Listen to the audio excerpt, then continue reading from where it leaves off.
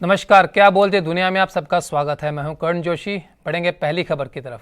भारत के वर्तमान प्रधानमंत्री नरेंद्र मोदी ने देश की जनता को कई बार हैरान किया। ऐसी ही एक हैरानगी आज भी देखने को मिली जब चीन को सख्त संदेश देने के लिए पीएम मोदी खुद ही जवानों के बीच में पहुंच गए, उनका हौसला बढ़ाया।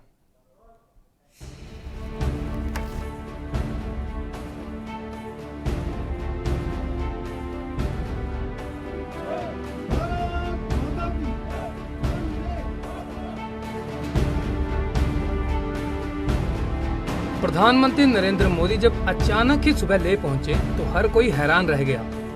पीएम मोदी के साथ इस दौरान सीडीएस बिपिन रावत भी मौजूद रहे। यहां प्रधानमंत्री नरेंद्र मोदी ने सुरक्षा का जायजा लिया।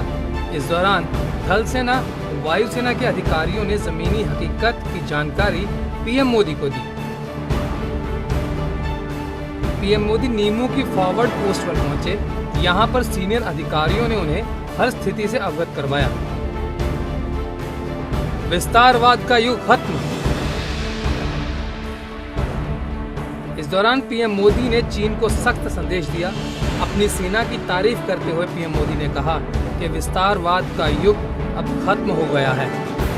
शौर्य, सम्मान, मर्यादापूर्ण व्यवहार की परंपरा और विश्वसनीयता, ये चार गुण किसी भी देश की सेना का प्रतिबिंब होते हैं।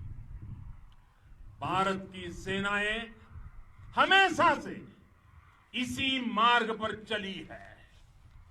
साथियों,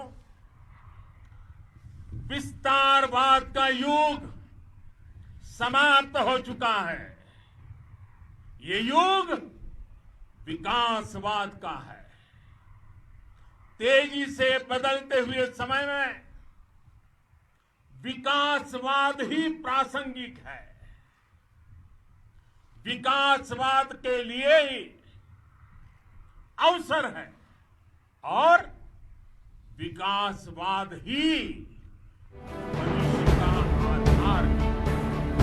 चीन को सख्त संदेश। तो वहीं पीएम मोदी ने बिना नाम लिए चीन को सख्त संदेश देते हुए कहा कि यह ना भूलें कि विस्तारवाद वाली ताकतें मिट गई हैं। विस्तारवाद की चीन जब किसी पर सवार हुई है, उसने हमेशा विश्व शांति के सामने खतरा पैदा किया है। और साथियों, ये न भूले, इतिहास गवाह है कि ऐसी ताकतें मिट गई हैं या मुड़ने के लिए मजबूर हो गई है। विश्व का हमेशा यही अनुभव रहा है और इसी अनुभव के आधार पर अब इस बार फिर से पूरे विश्व ने विस्तारवाद के खिलाफ मन बना लिया। शहादत को नमन। प्रधानमंत्री नरेंद्र मोदी ने शहीद जवानों को श्रद्धांजलि दी और जवानों में जोश भरते हुए कहा कि देश को आप पर गर्व है। गलवान घाटी में जो अदम्य साहस दिखाया, वो पराक्रम की पराकाष्ठा है। देश को आप पर गर्व है, आप पर नाज है। हर चुनौती पर जीतेंगे। पीएम मोदी ने इस दौरान देश के सामने आई अनेक चुनौतियों का जिक्र भी किया और हर चुनौती को जीतने का भरोसा भी दिलाया। देश अनेक आपदाओं से एक साथ और पूरी दृढ़ता से लड़ रहा है। आप सभी से प्रेरणा लेते हुए हम मिलकर हर चुनौती पर, मुश्किल से मुश्किल चुनौती पर विजय प्राप्त करते रहे हैं, विजय प्राप्त करते रहे। आत्मनिर्भर भारत का संकल्प।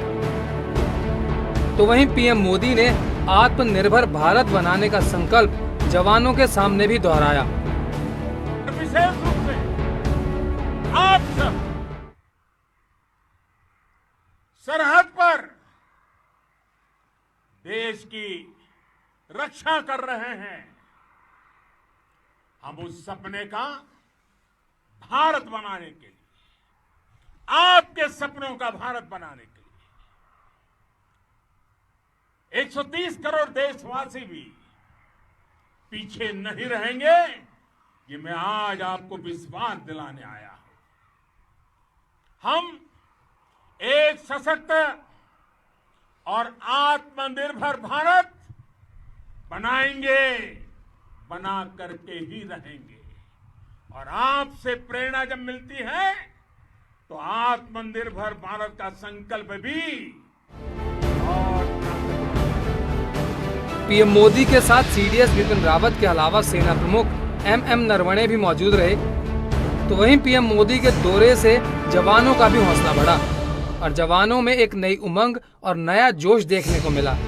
जवानों ने वंदे मातरम और भारत माता की जय के नारे लगाए। Special report ANB news.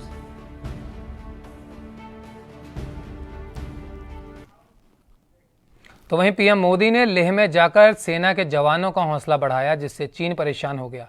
रक्षा मंत्री राजनाथ सिंह ने भी पीएम मोदी के इस कदम की सराहना की।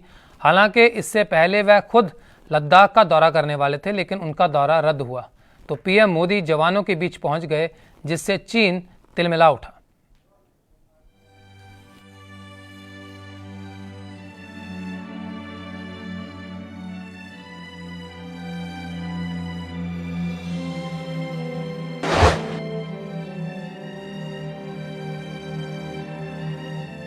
दरअसल पीएम मोदी के दौरे से पहले राजनाथ सिंह का लद्दाख दौरा प्रस्तावित था, लेकिन रक्षा मंत्री राजनाथ सिंह का दौरा रद्द हुआ तो पीएम मोदी जवानों के बीच पहुंच गए। अचानक पीएम मोदी के सीमा पर पहुंचने से चीन में खलबली मच गई। चीन में बौखलाहट। बौखलाए चीन ने कहा कि कोई पक्ष ऐसा कुछ न करे जिससे तनाव बढ़े। चीनी विदेश मंत्रालय के प्रवक्ता झाओ लिजियान ने कहा, भारत और चीन लगातार सैन्य और डिप्लोमेटिक बातचीत के जरिए बॉर्डर पर जारी तनाव को कम करने में लगे हुए हैं। ऐसे में किसी भी पार्टी को कुछ भी ऐसा नहीं करना चाहिए जिससे बॉर्डर पर तनाव पैदा हो। रक्षा मंत्री ने किया धन्यवाद। लेकिन देश के रक्षा मंत्री राजनाथ सिंह ने प्रधानमंत्री नरेंद्र मोदी के इस दौरे की सराहना की। रक्षा मंत्री राजनाथ सिंह ने अपने ट्वीट में लिखा कि भारतीय सेना के रहते देश की सीमाएं हमेशा सुरक्षित रही हैं। प्रधानमंत्री नरेंद्र मोदी का आज लद्दाख जाकर सेना के जवानों से भेंट करके उनका प्रोत्साहन करने से निश्चित रूप से सेना का मनोबल ऊंचा हुआ है। मैं प्रधानमंत्री जी के इस कदम की सराहना करते हुए उन्हें धन्यवाद देता हूं। रक्षा मंत्री का दौरा हुआ था रद्द। दरअसल मई से ही चीन के साथ बॉर्डर पर तनाव जारी है। सीमा पर लगातार गंभीर स्थिति बनी हुई है। इस बीच पीएम मोदी का नहीं बल्कि रक्षा मंत्री राजनाथ सिंह का लेह जाना तय था। शुक्रवार को सिर्फ रक्षा मंत्री राजनाथ सिंह को लेह जाना था। इस दौरान चीन के साथ मौजूदा तनाव, सीमा की स्थिति का जायजा लेना था, लेकिन गुरुवार को उनके कार्यक्रम में बदलाव कर दिया गया। फिर तय हुआ कि सिर्फ सीडीएस बिपिन रावत ही ले जाएंगे, लेकिन सुबह अचानक से पता चलता है कि पीएम मोदी वहां पहुंच चुके हैं। घायल जवानों से मिले पीएम मोदी के अचानक लेह पहुंचने से जवानों का हौसला बुलंद हुआ। जवानों में पीएम मोदी ने जोश भर दिया। अपने घायल जवानों से भी पीएम मोदी ने अस्पताल जाकर मुलाकात की और उनका हौसला बढ़ाया। पीएम मोदी से पहले सेना प्रमुख एमएम नरवणे भी लेह गए थे, जहां पर उन्होंने गलवान घाटी में घायल हुए जवानों से मुलाकात की और जवानों में जोश भरने का काम किया। लेकिन रक्षा मंत्री के दौरे रद्द होने के बाद अचानक पीएम मोदी के इस दौरे से चीन में हड़बड़ाहट है और चीन में इस बात की घबराहट है कि कि भारत बिना किसी हिचकिचाहट के चीन के खिलाफ बड़े फैसले ले रहा है। ऐसे में अगर पीएम मोदी खुद जवानों के बीच जा पहुंचे तो चीन का परेशान होना लाजमी है। Special report ANB news.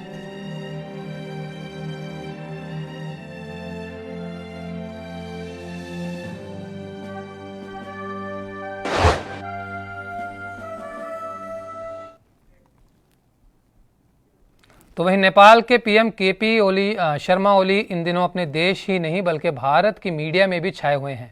इसका कारण साफ है, भारत के खिलाफ आक्रामक रुख अपनाना और चीन के सामने भीगी बिल्ली की तरह चुप्पी साध लेना। और यही वजह है अपने देश ही नहीं बल्कि पार्टी के भीतर भी वो घिरते जा रहे हैं। अविश्वास प्रस्ताव को टालने में ओली सफल रहे, लेकिन मुश्किल कम नहीं। इसी बीच ओली पर नौटंकी करने का आरोप भी लग रहा है। पेश है रिपोर्ट।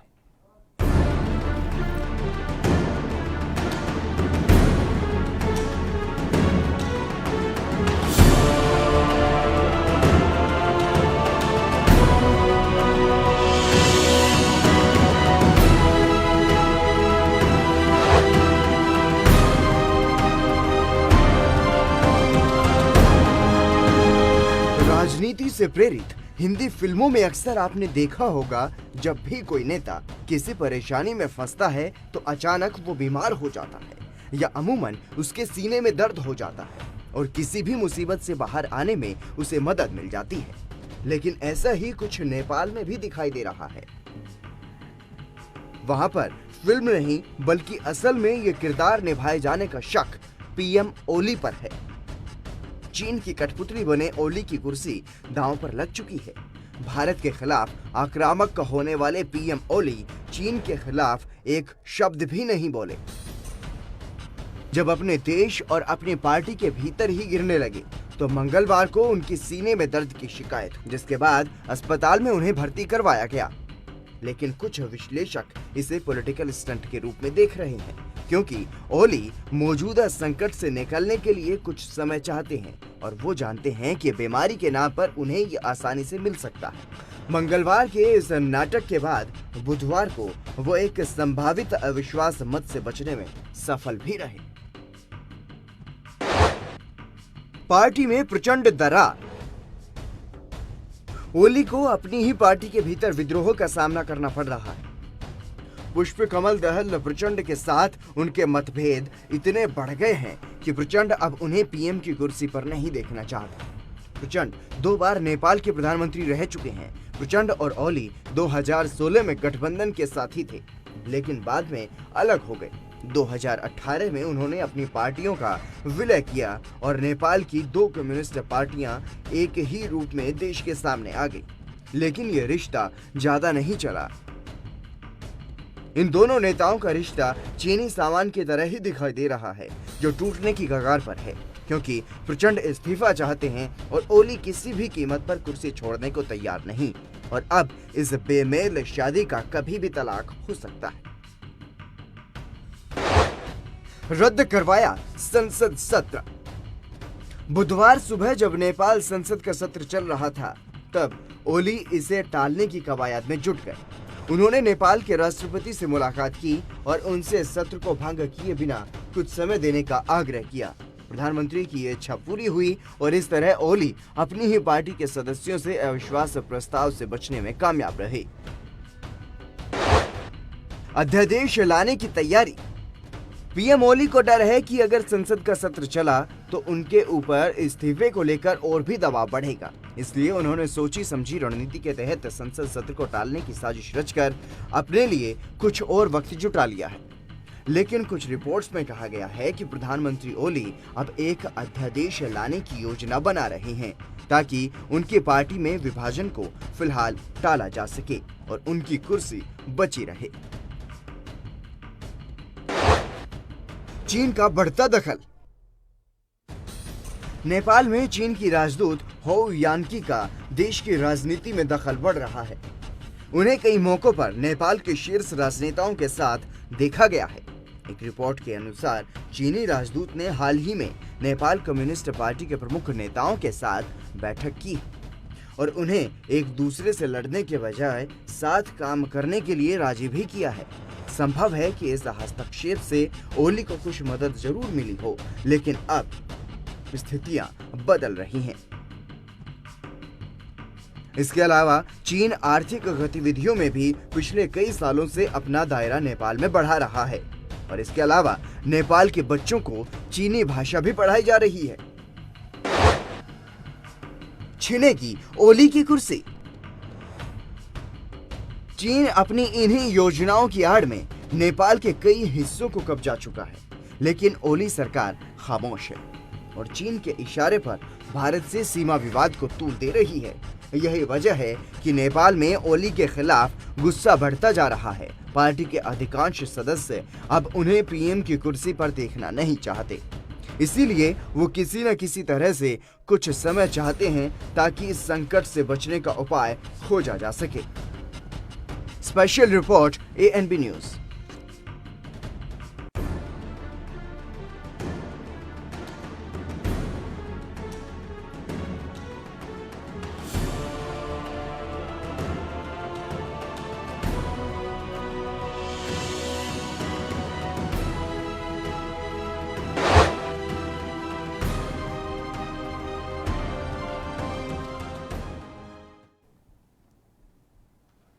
बुलेटिन में लेंगे एक छोटा सा ब्रेक।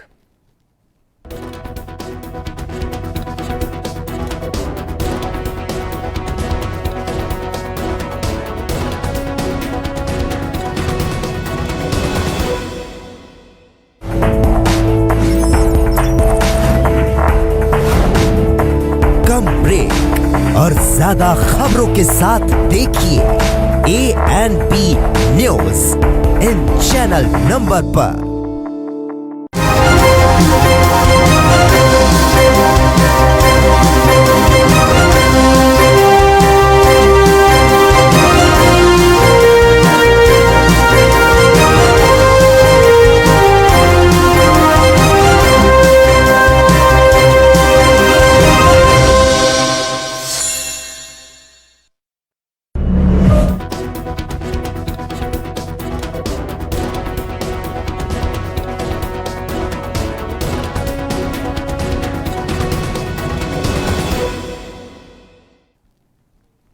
ब्रेक के बाद दर्शकों का फिर से स्वागत है। चलेंगे अगली खबर की ओर, जहां पाकिस्तान के पंजाब प्रांत में एक भयानक ट्रेन हादसा हो गया। यहां एक पैसेंजर ट्रेन श्रद्धालुओं से भरी हुई थी, एक वैन में जा भिड़ी। वहीं घटना में कम से कम 19 सिख यात्रियों की मौत हो गई और दर्जन भर यात्री जख्मी हो गए। हादसे से जुड़ी दिल को दहलाने वाली यह रिपोर्ट देखिए।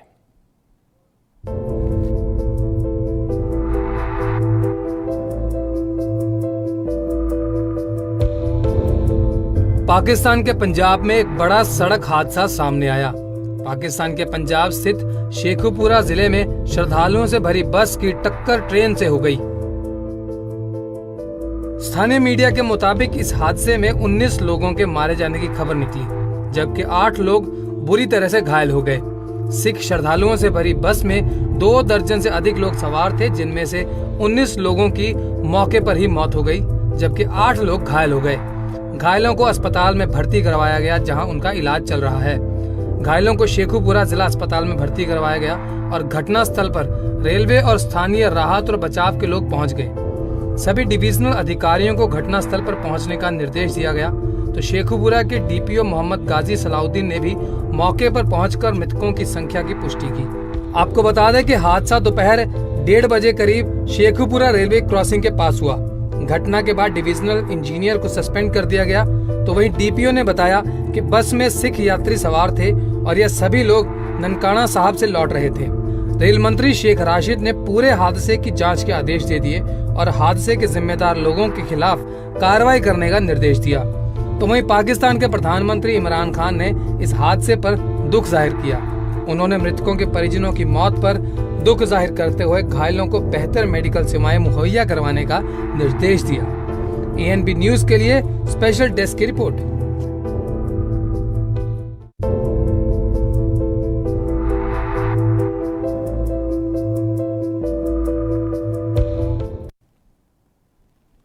तो वहीं अफ्रीकी देश बोत्सवाना में पिछले 2 महीने में 350 से अधिक हाथियों की रहस्यमय मौत हो गई है।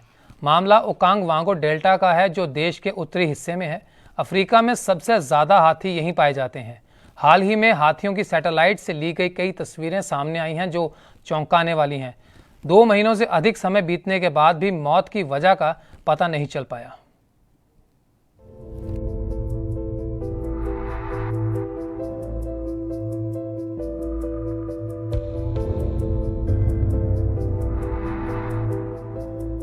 अफ्रीकी देश बोत्सवाना से एक चौंकाने वाली खबर सामने आई है, जहां पिछले 60 दिनों में 350 से ज्यादा हाथियों की मौत हो गई। बोत्सवाना के मशहूर ओकावांगो डेल्टा में मारे गए हैं। इस अफ्रीकी देश में हाथियों की सबसे बड़ी आबादी है। वहां अनुमानित 1,30,000 हाथी रहते हैं। दरअसल हाथियों की रहस्यमय मौत का पहला मामला मई में सामने आया था। इसके बाद लगातार मौत हुई और जून के अंत तक आंकड़ा 350 को पार कर गया है। इससे पहले जिम्बाब्वे में शिकारियों की ओर से जानवरों को साइनाइड देने का मामला सामने आया था। साल 2018 में बोत्सवाना में 90 हाथियों के शव मिले थे। इनमें ज्यादातर ऐसे थे जिनकी हत्या दांतों के लिए की गई थी। ब्रिटेन के नेशनल पार्क रेस्क्यू के कंजर्वेशन डायरेक्टर डॉक्टर नियाल मैकेन के मुताबिक हाथियों की मौत बड़े स्तर पर हुई है। इससे पहले ऐसा मामला नहीं देखा गया है।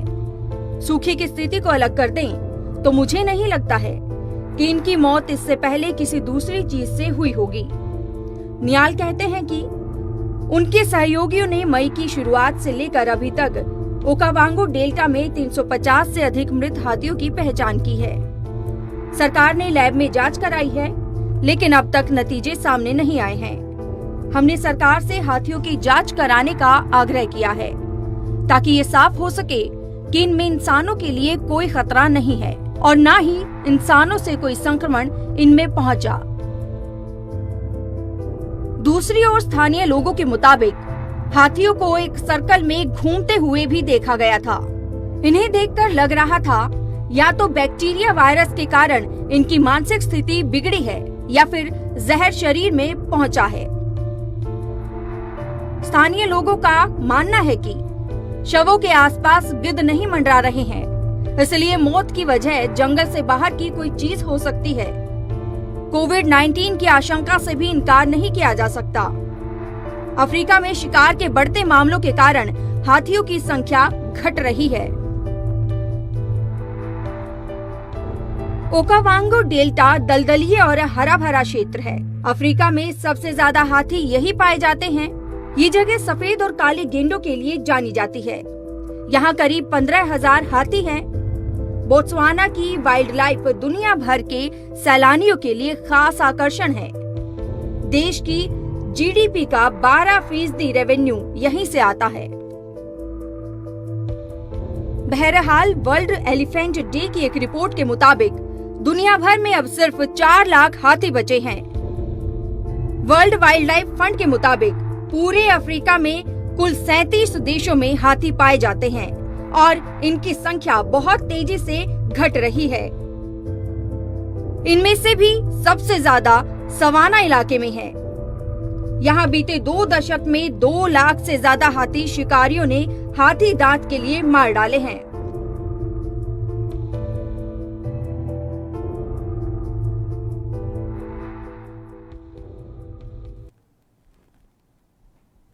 क्या बोलते दुनिया में बस इतना ही। दीजिए इजाजत, नमस्कार।